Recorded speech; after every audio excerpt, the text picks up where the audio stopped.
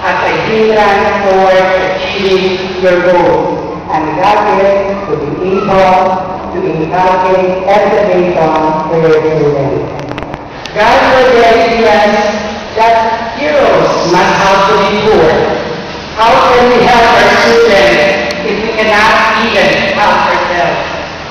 You don't have to be poor to become a farmer, school official, an administrator, to manage your local education board, the parents, all the stakeholders of education, to improve your relationship.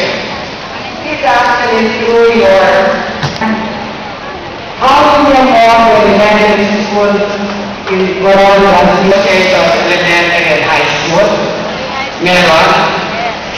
Remember, your graduates are have a soft part of their heart to be able to help the schools where they came from.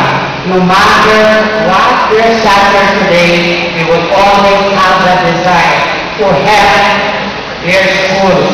Yun ata ang kulang sa atin here because remember, look at Ateneo de Manila, look at Lasal. I guess most of you were able to watch the recent PEA basketball game. Have you seen the number of alumni watching the game? The reason why we have very active players as they perform well mainly because of the support of their alumni.